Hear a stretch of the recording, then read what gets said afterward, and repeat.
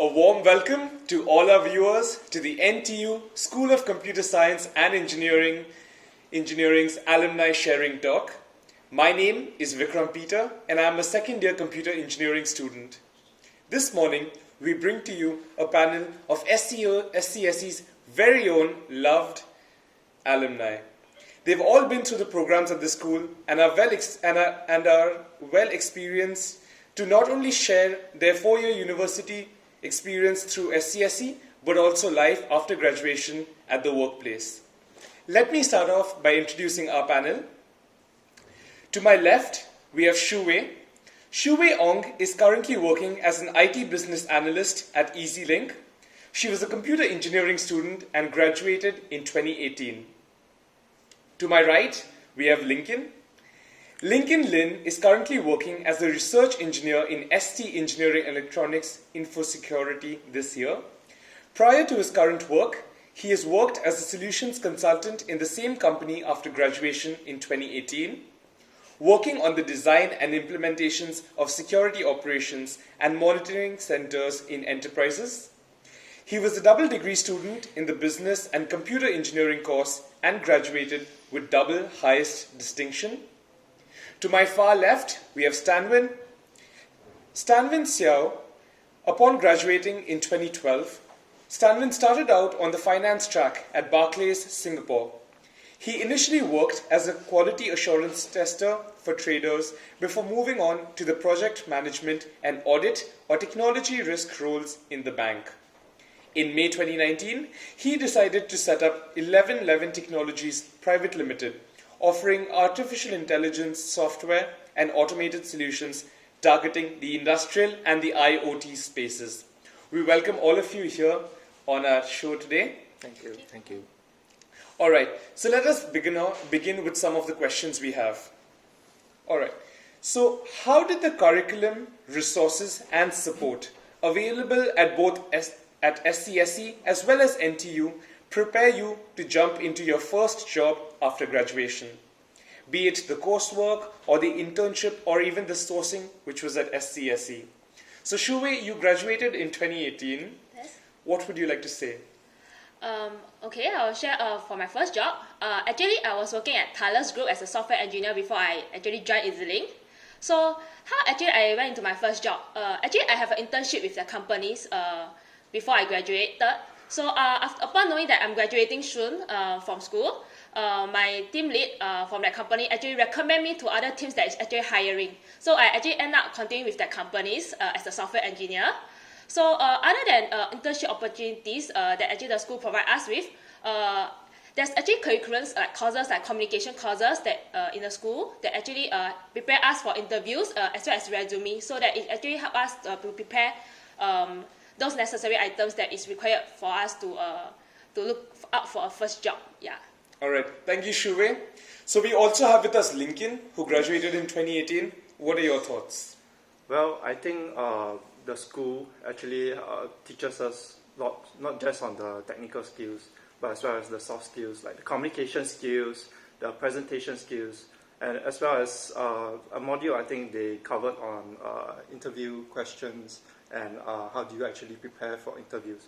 So I think with all this exposure and curriculum actually taught with us when we actually go for our job interviews or applying for a job, writing resumes, all this exposure that we had is all used in applying to all these applications. All right, thank you so much. All right, so moving on to the workplace. Stanley, you've been in the work scene for a while now. You graduated in 2012. So I must ask you, if you, the alumni, was looking out for new hires, possibly even from SCSE, what would you say would be advice for these students? What would you be looking out for in new hires? Good question. I am actually hiring for my new company, and I'm also hiring from SCSE, if you're interested. But that's not a commercial today, so I would say it depends from company to company. So like in the banks, what they're actually looking for is whether you have the ability to solve problems on your own, to be independent, to learn stuff, to help in a team, which is very, very important, to be able to come up with innovative solutions and propose to them to solve their own problems. For my own company, which I am currently hiring, my current situation is that I need technical skilled people. So in that aspect, I would be looking to hire more technical skilled people on board. However, I'm also looking for people that, like what the banks are looking for. They have the drive, the independence, they have the ability to solve the problem. And my advice to you is you don't face a problem with the answer, I don't know, because the online resources are so vast. You can use your time to find something to start with, and you can go to the person and say, let's start with this and we work together. I'll be happy with that. The employers will definitely be happy with that because you have shown initiative and proactiveness to getting the first step out of the way. If you come to me with a problem and I'm using my busy time to do other things, the first answer you give me is I don't know. So we'll be back to square one. So we'll be like solving things from 0 rather than 1. So if you can give me the first step, I'll be more than happy to take you on. Okay. And in terms of the second part question of how you should prepare during your academic years or as you guys are coming in, maybe you should just be, sociable, have a balanced lifestyle. You are not supposed to just be academically good. You are supposed to display some sort of personality that your future employers would want to hire you in. All right. Thank you so much, Sanvin. Now, picking up on something that you said, students have online resources and they must take initiative to finish their work in time and really be focused about that. So at SCSE, we do have the option of e-learning nowadays, which is technology-enhanced learning. That means you can study at your own convenience, presentations and information is sent to you online. Now, Lincoln, if I may ask you, what are your thoughts on this online learning practice? Well, I would say we are at this age where we can't escape online learning. E-learning is like a mandatory part of curriculum in NTU, as well as, let's say if you go into your jobs, there will be some e-learning that they will actually recommend the employees to do, such as maybe learning about company policies, code of conduct, learning about work policies, maybe learn a bit about GDPR, etc., etc. But I guess it is important because educators, they will not want to spend their time and to allocate like a facility to get students to come in on board into physical location and to learn something which they can actually get all the resources online. So yeah, I think we just have to adjust to this era. Yes, you're right. The e-learning era is very prevalent in our schools. A lot of our material is delivered online. But I mean, just another question, if you were to step back a little bit. Shuwei, I wanted to ask you, if you could go back, to your younger self, what encouragement or advice would you offer undertaking this 4-year degree again? Okay, for me, I don't have any regrets for what I chosen, but I would say students mostly, what would they say? Study hard, study hard. But I believe it's not just about studying, it's not just about academy, but actually more on what you actually want to do when you graduate. So how can we actually know other than reading those books, studies, lecture notes? Okay, I would actually encourage myself to actually go for more internships during my school term breaks, so that actually I get more exposure. What is it working like outside the world? So even you are saying now, I'm interested in data analysis, I'm interested in cybersecurity, you won't actually know what is it like in the working world when you are doing this thing, other than going through the works itself, which is you can actually gain this exposure through internships. So if I were to go back in time, I tell myself, please go for more internship during my term break rather than spending my time on something else. Yeah. You're very right. I mean, you said, study hard, is important, but we Yes. must supplement our degree-based learning with other activities. You took the example of internships, and you'd say that you must do more and more internships, right? Yes. Now, Stanley, you mentioned that other than just academics and technical skills, you said that students require life skills, additional skills, Correct. initiatives that they need to take. You know, you're someone who has started their own company, which requires a lot of drive and initiative as well. So what was your experience at SCSE? What initiatives, or other than degree-based learning, what did you do in school? I was the events director here with the school club, SCSE club. We organized events ranging from the school's dinner and dance, to the school's, I think it was called the school's day, to actually Valentine's Day, where we actually sold roses, and we actually made a tidy profit. But it was the good teamwork that was the crux of it. So I wanted to emphasize this point because by joining these activities, it allowed me to have exposure to the rest of the SCSE school members. I am a computer engineering major. I don't really get to interact much with the computer science students, but joining the club, you get to interact with them and you get to understand them better, and you actually get to network with them and expand your network. When I say this, I'm not saying it just so that you can get more people as your contacts.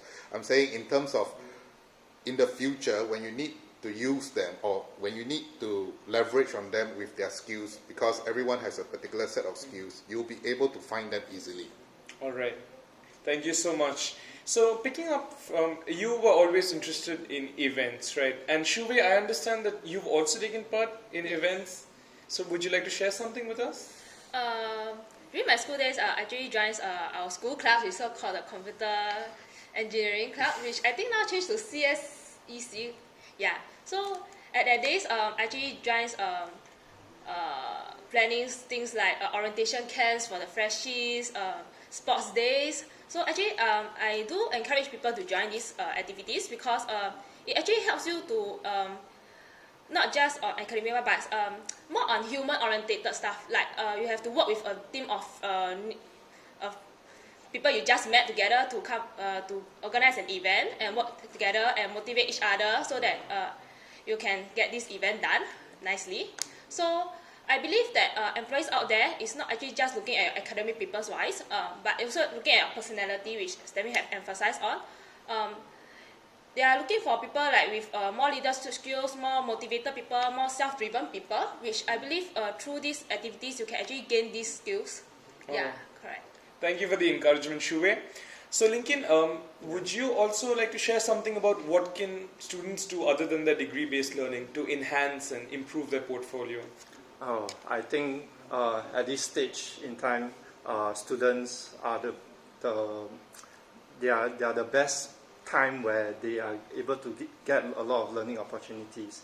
So besides just getting this exposure from NTU clubs and societies, as well as possible seminars in NTU, I think they can actually explore Singapore as a whole as well. So through my work, I actually do know there are some seminars and some workshops that are available, and they give huge discounts to students, in fact. So you could actually participate in them, get involved, perhaps like a hackathon in Singapore as well.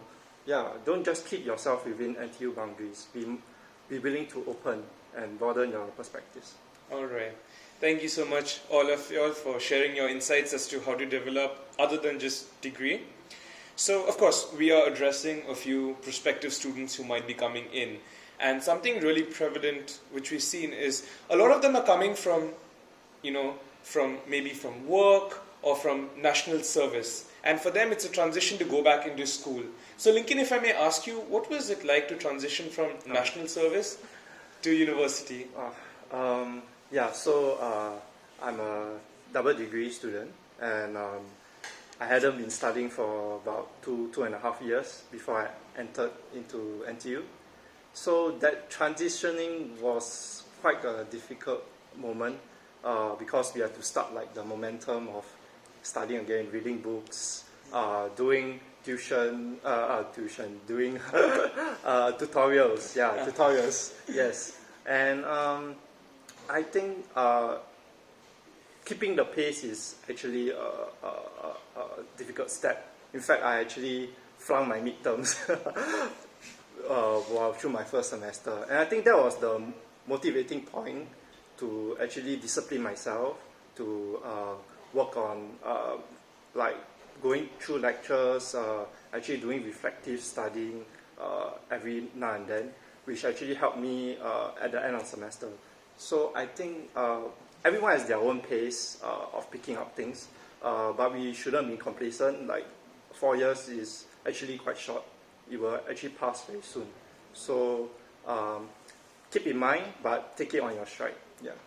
Thank you so much for explaining what transition should be like and how to tackle it. Now, Lincoln did mention that, there are sometimes, this is a very short 4-year degree, and the decisions you make, they have lifelong impacts as well. So really be careful about the decisions. So, Shuwei, I wanted to speak to you about something. I understand that midway through your computer engineering degree, you realized that maybe computer engineering is not the path for you and you'd prefer the computer science curriculum instead. Now, a lot of students, some of them do have this kind of a doubt or feeling in their mind. So would you have any advice to share with them? Okay, so actually I will maybe more on the scenario actually what happened. So midway through my studies in computer engineering, it was already almost end of year 2, which is for JC student will be like 2.5 years way. So it actually already take up a lot of computer engineering courses. So at that moment, if you want to change, then you have to take up, extend your studies about maybe half a year more or 1 year more to actually take out the computer science courses. So at that moment, I start to think about it. Is it worth it? Is it worth it? So because, like what I said, I don't really emphasize like we must be very academic, but I emphasize more on like exposure, personalities in terms of works wise. So I was thinking 1 year of study additional. I have actually gone out to the work society and actually gained exposure for myself for 1 year. So at that moment I start thinking, and then I decided, okay, since I know what is more important for me, which is more exposure, I decided, okay, I will just carry on and then finish the course, and then maybe when I go outside and do something actually more interested in, like for example, I end up doing software engineering, which is actually more on the soft coding side instead of computer engineering. Yeah, which actually in turn give me more exposure and hands-on feel what is it like doing software instead of just completing the course, retaking it over again. But I would say that if you really think you want to change your course, I will advise you to start thinking after year 1, because after year 1, if you were to change your course, then you wouldn't have to extend your studies. Because for the year 1 modules, actually for SCSE, it's quite a common course for computer engineering and computer science. So at the moment, after you take some courses, I would say like for example, digital signaling or some logic, yeah. digital logic or computer engineering, mathematics. So after these courses, you actually tell yourself whether you are more suitable for com science or com engine. So actually you can gauge on that and then decide what you actually want after the first year instead of maybe second and half year. That would be a bit too late, I would say. Yeah. That's actually a very appropriate response. You do find out what you're inclined towards by the end of year 1. And even if you're not, in the path that you want to be, you should still focus on maybe the other outside opportunities. Now, just stepping back to the academic curriculum, they have to be intensive and you figure out what you like. Yeah. But if I could ask you both, Stanwin, if I could ask you, you emphasize that you need people with technical skills. Yes. So what do you feel, how does SCSE equip you with the technical skills and the knowledge? Do you think that the curriculum prepared you well enough? Yes, the short answer is yes, and the long answer is, before that, I wanted to add on to Shuwei's question, Shuwei's answer before, for the question before. The point is, the course that you're normally enrolled in is probably 80% of what you want to do in life. It's just that you don't know it at that point in time. So I started out as I like to assemble and disassemble CPU when I was young, like computer systems, the whole casing and stuff like that. I'm interested in like cooling systems and stuff like that. And I thought computer engineering was the course that does all that, but sadly it's not. But I did not regret that, because right now whatever I'm doing is actually computer engineering related. So I mentioned that I'm looking for technical skills, yes, but I'm also looking for hardware people who knows how to deal with hardware, people who knows what the hardware components are, people who are really interested in soldering wires, in actually connecting the hardware and making the hardware work, because this is what I maintain, and I think it's true, because if you're a computer science student, you are also good because you'll be good at your software part of it. But your software is only as good as your software. If you don't deploy your software is just going to stay as a software. So what comes with deployment is the hardware side of things, which is the computer engineering part of it. Although the academic in this school is making you such that computer engineers usually face a more challenging life. There was this statement when I was still in school where people told me that computer engineering course is the second most toughest degree besides EEE. So I still stand by that fact. It is actually quite tough, especially in year 2, because you get exposed to a lot of lab sessions, and you got to think that sometimes you need to, be prepared for contingency plans in case your assignment doesn't go as expected.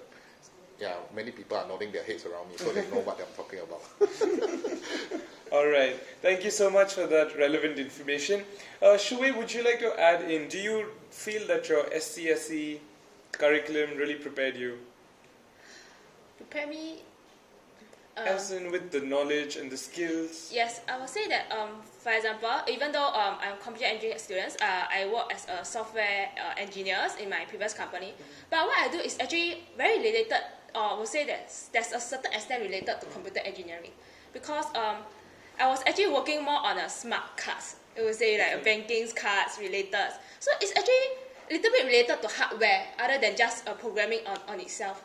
So actually, I didn't actually regret that I actually continue, because it actually is an add-on value, so that actually I know both sides, software engineering and hardware. So it's actually a great skills for me. Yeah. I think that's a very well put out answer by both of you. So, of course, you can obviously take a pure computer science, a computer Correct. engineering, or a DSAI degree if you want.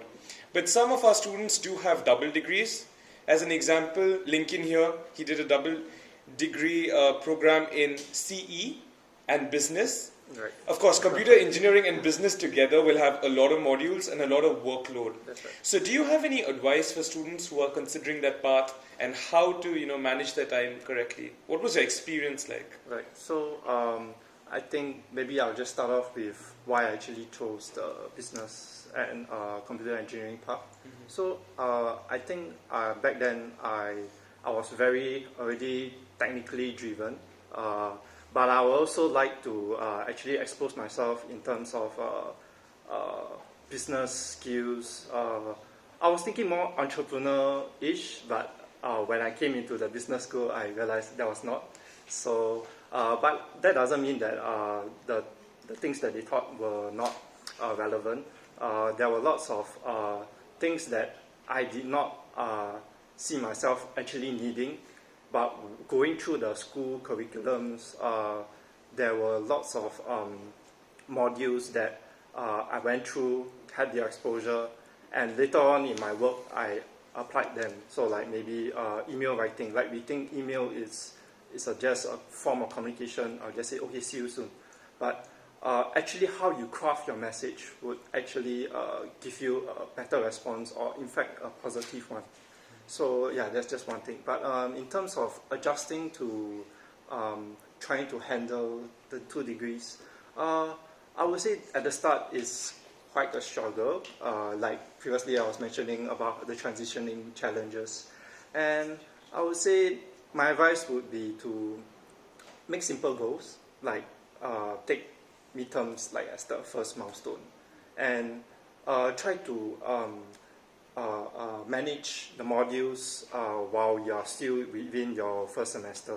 If you feel like you need maybe 12 hours a day or 16 hours a day to do the work, then from that 16 hours, you do your further planning. Like, let's say if you want to run as an executive committee in a club, or if you want to go for an exchange, you could, from that point, start to plan how will you go about fitting all these goals into your 4-year plan in university. All right. Thank you so much, Lincoln. So while we covered the academic aspects and some of the academic opportunities at SCSE, of course, going overseas and planning it correctly into your schedule is also really important. At SCSE, we have overseas exchange, internships, cultural exchanges, the overseas entrepreneurship program that we spoke about at the last talk. So, of course, we have Lincoln and Stanwin, who've both been on overseas experiences. So I'd like to ask the both of you, what was your experience and would you recommend it to the students? So if I could start with Stanwin.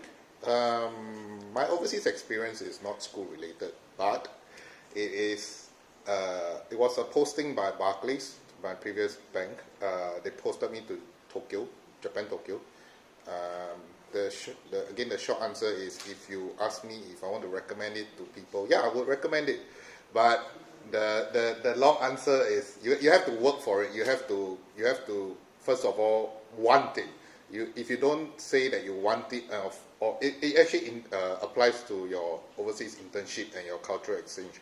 If you don't want it at all, it will never happen. But if you want it and you tell someone about it, something will happen. So probably that's the first step to look at it, to think properly first. Because I think your overseas experience in school is probably year 2 and year 3, or thereabouts. If that's the way you want it, then go for it. Have fun, enjoy, but don't neglect your academic work there.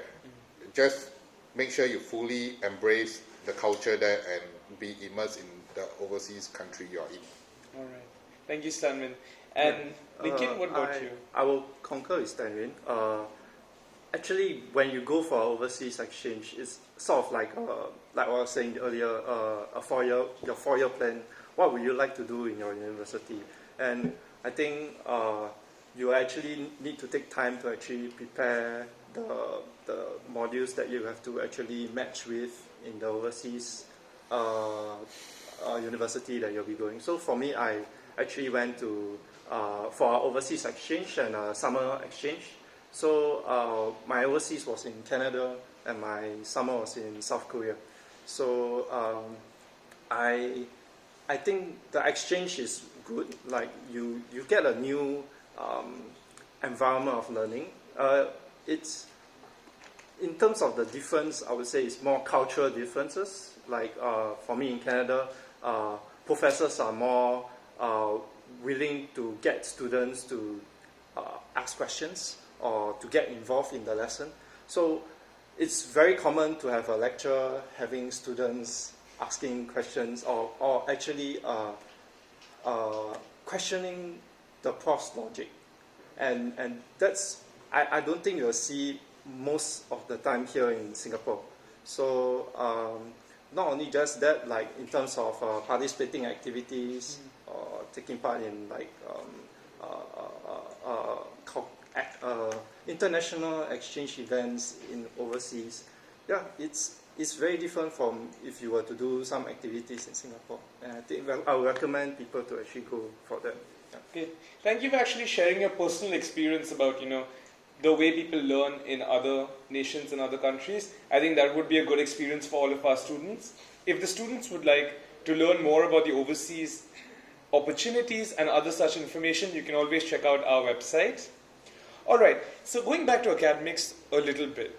So as part of the computer science and the computer engineering degrees, towards the end of the degree, of the 4-year course, students have the option to choose specializations, certain modules to accomplish certain specializations. So what would you say, or what would be the advice you would give as to choosing the specialization? Do you feel like you were able to choose something correctly? Alright, so during my university, I did two internships, and one was more tilted towards the hardware side, one was tilted towards the software side.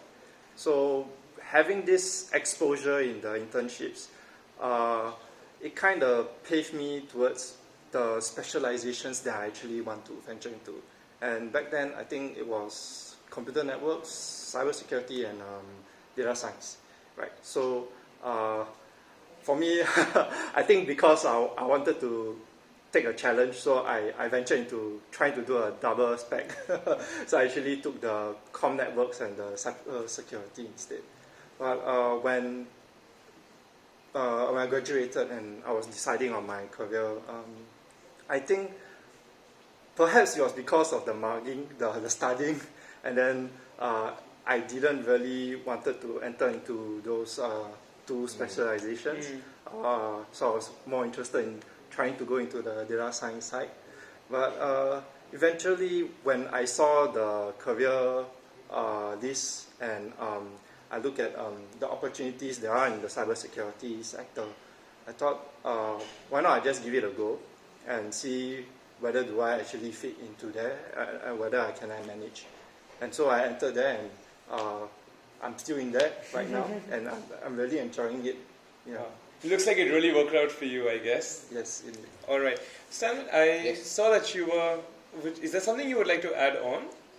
Or I actually have a question for you. So we do have specializations that we can choose in.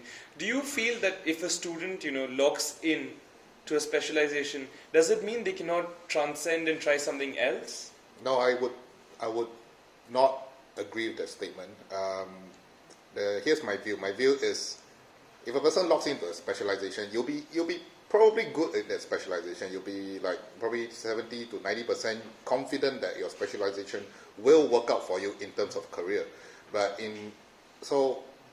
like I said before, usually when we get enrolled in a course, 80% of the time it is what our life choices will be. It's just that we don't know it yet. So I'll give you another example. I was studying computer engineering. I got sick of computer engineering. I got sick of all the schoolwork. I got sick of all the programming. I got so fatigued that I decided to just try a different route. And that different route was just project management. But hey, 6-7 years later, I'm back to where I started. I'm actually doing computer engineering stuff now. I'm actually coding. I'm actually refreshing my memory. I'm actually going back to the basics. I'm actually, doing hardware. And I enjoy that now probably because I've gotten a breather, right? So whatever. So my advice is, don't be so fixated on the specialization that you're going to learn in year 4. Rather, just try to embrace everything that you're learning, because you never know whatever you're learning might come into good use in future. All right. Thank you so much, Sanvin. Another question that is quite common, and this is again a workplace question after the degree is over. So of course there's the Alumni Network.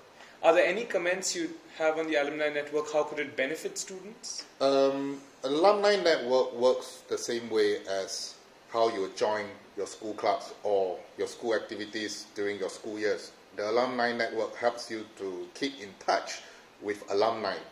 And alumni, once they go out, they graduate from school, you get less and less chance of seeing them. And sometimes you may spot a gem that you really need help on, and this person can really help you in your career or whatever you're doing. In fact, it's more beneficial if you keep in touch with the Alumni Network, probably because they also have very fun activities that they organize. It's not free. You have to pay like maybe $15 to $20, but that's still quite fun. The second bit is the benefit is you get to network with all these people. You get to touch base with all these people. And do you actually know that the first Singaporean to work in Google is from computer engineering school? Okay. So that's the benefit of Alumni Network.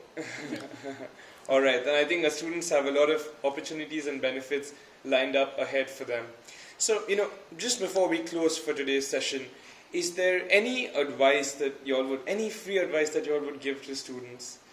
Or, talk about SCSE, any recommendations, anything? If I could just ask? Yeah, so maybe I'll start first. So sure. I would say be open to opportunities. Come in as like a student who's willing to learn and willing to explore, not just academically, but in terms of like your own personal development. Like for me, even though I'm in a double degree, I do not limit myself. I still take part in some curricular activities. I even went to learn some beer making and baking as well. So just don't limit yourself. Take this chance to learn as much as you can. And who knows, whatever that you learn, you can actually apply it in your career, or even personally, like when you're studying at home for me, and then I can do my baking. Yeah. Thank you, Lincoln. Any closing thoughts, Shuwei? I would suggest work hard, play hard. Yes, you came here to study, but you have actually try to explore yourself more, join clubs, join internships, join overseas, and even you might find a future partner here, which I have one with me. He's also an alumni in our school. So yes, don't limit yourself. Just be open and go for whatever is available there outside. And Salman? My advice is do not be afraid. If you have no knowledge of programming or whatsoever or computer stuff, and you get enrolled in the course, do not be afraid and just take things step by step and learn it along the way, because that is really the most fun part. The scariest part is when you are afraid and you do not dare to move on to the next step. Wow. Thank you so much, Tanvin. Also, that brings us to the end of this live chat. We thank all of you all for your enthusiasm, for your advice, your experience that you shared with us today. We hope that you prospective students have gotten a glimpse or have seen an overview of what the NTU SCSE experience is like. This is not the end of the information for the day. We have another live stream event, which is the NTU SCSE student sharing, which takes place at 2 p.m. this afternoon.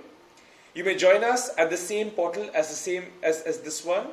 So we'll have a bunch of students, current students, who will be answering questions about hall life, activities, and their overall experiences here. Additionally, if you've missed one of our talks or would like more information, have a look at all of our informational talks on scholarships, on MDP, on the live chat, and the same sessions like this one. You can catch all of it on the NTU Open House website. That is openhouse.ntu.edu.sg. Of course, additional information and specifics can be available on our SCSE website, that is scse.ntu.edu.sg. Do not forget to follow our social media handles, scse.ntu on Facebook and scse_NTU on Instagram. Once again, we thank all of our alumni here for sharing their valuable experiences with us. Of course, these were only a few of the questions that were answered. If you have any more questions, you can send them to us on Slido by logging in at www.sli.do. Use the hashtag AskSCSE or AskSCSE, and you may send in your questions until the 22nd of March. We will try our best to answer your questions on stream or directly email you. Once again, thank you guys. Thank you. And thank you so much, viewers, for joining in. Goodbye and cheers.